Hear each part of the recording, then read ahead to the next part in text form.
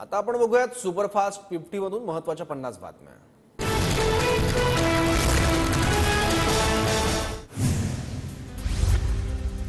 मावळ तालुक्यात आज ठाकरी तोफ धडाडणार। मबियाचे उमेदवार संजोग वाघेरे यांच्या प्रचारार्थ उद्धव ठाकरे आणि शरद पवारांच्या उपस्थितीत आज 4 वाजता सभा।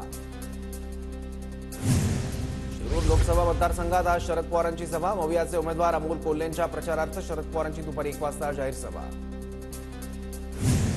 अहमदनगरमध्ये मवियाचे उमेदवार निलेश लंकेंच्या प्रचारासाठी शरद पवारांची जाहीर सभा। संध्याकाळी 4 वाजता नगर शहरात सभेचं आयोजन।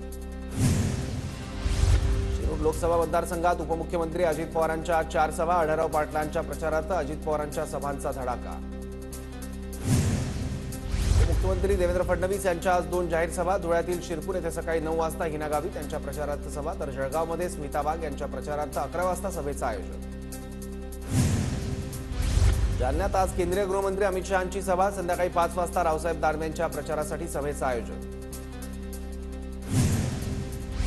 मुंबईत आज माहितीच्या प्रमुख नेत्यांची बैठक। मुंबईतील मोदींची सभा आणि रोड शोचं नियोजन केलं जाणार। एमसीए क्लब इथे संध्याकाळी 9 वाजता बैठक। 17 तारखेच्या शिवाजी पार्कवरील नियोजित सभेसाठी आज मनसेची बैठक। दादरमध्ये बाळा नांदगावकरांच्या उपस्थितीत सकाळी 11 वाजता बैठकीचं आयोजन। महाराष्ट्रात तिसऱ्या टप्प्यातील मतदानाच्या आकडेवारीनुसार 61.33% मतदानाची नोंद। कोल्हापुरात सर्वाधिक 70.35%, तर बारामतीत सर्वात कमी 56% मतदान। धाराशिव जिल्ह्याच्या भूम तालुक्यातील मतदान केंद्रावर रात्री 9 वाजेपर्यंत मतदान। दुपारी उन्हाच्या कडाक्यामुळे मतदानासाठी सायंकाळी गर्दी। मुंबईच्या कांदिवलीत निवडणूक आयोगाच्या पथकाकडून 12 लाख रुपयांची रोकड जप्त। एक वाहनातून 12 लाख रुपये जप्त करण्यात आले असून पैसे कोणाचे आणि गाडी कुठे जात होती याबद्दल पोलिसांचा अधिकचा तपास सुरू। मुंबईत नरेंद्र मोदींचा 17 मे रोजी रोड शो, तर 12 मे रोजी मुंबईत मोदींची जाहीर सभा। दिल्लीचे मुख्यमंत्री अरविंद केजरीवाल यांच्या न्यायालयीन कोठडीत 20 मे पर्यंत वाढ। राऊस एव्हेन्यू न्यायालयाच्या विशेष न्यायाधीश कावेरी वावेजा यांनी वाढवली मुदत। महायुतीचे उमेदवार मुरलीधर मोहोळांसाठी राज ठाकरेंची 10 तारखेला सभा। मनसेच्या प्रमुख नेत्यांच्या उपस्थितीत पुण्यात आढावा बैठक संपन्न। अमित ठाकरे, नांदगावकर, नितीन सरदेसाईंच्या उपस्थितीत बैठक।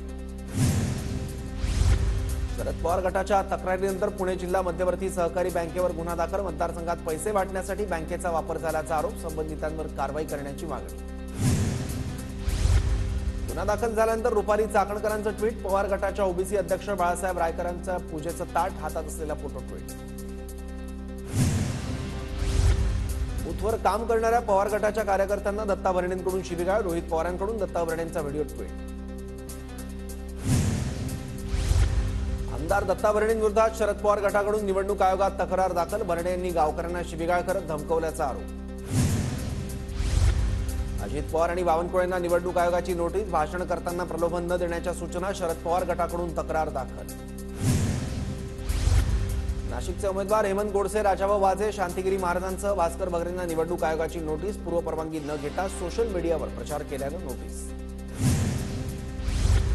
श्रीनिवास वनगा पालघरच्या महायुतीच्या उमेदवाराचं नाव विसरले। हेमंत सावरा यांचं नाव न घेता वनगांनी विष्णू सावरांचं नाव घेतलं।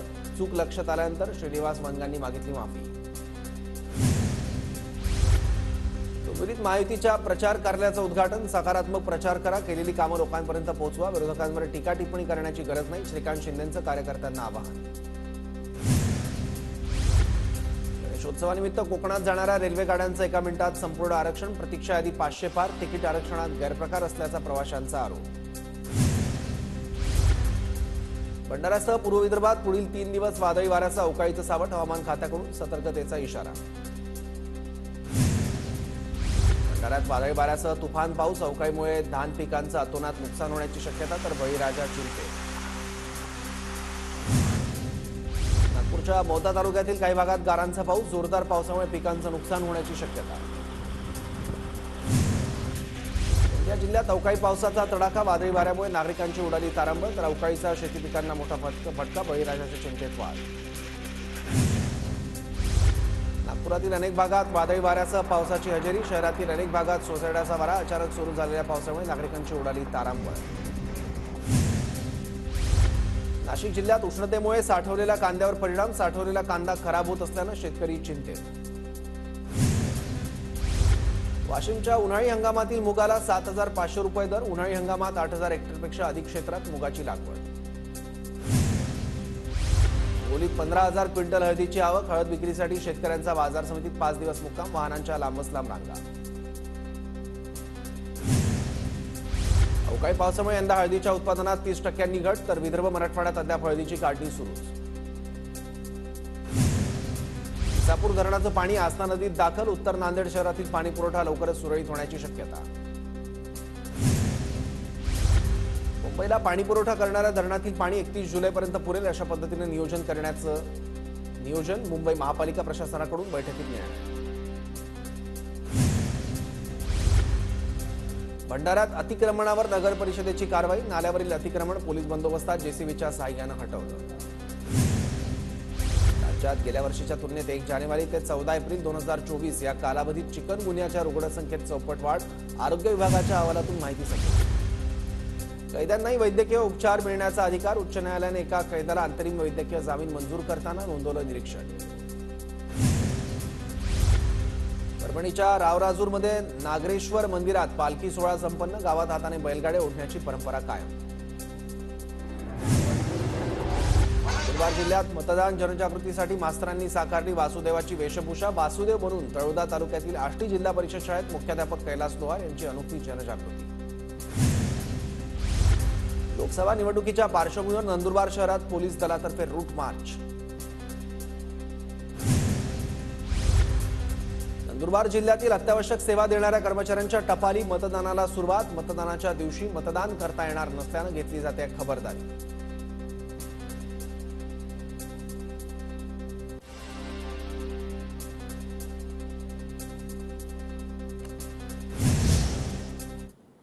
आणि आता बातमी सुप्रिया सुळेंबद्दलची आहे. मतदान सुरू असताना चक्क सुप्रिया सुळे अजित पवारांच्या काटेवाडीच्या घरी आल्या. बारामतीत सुप्रिया सुळे विरुद्ध सुनेत्रा पवार अशी लढत असतानाच सुप्रिया सुळे दादांच्या घरी अचानक का आल्या पाहूयात.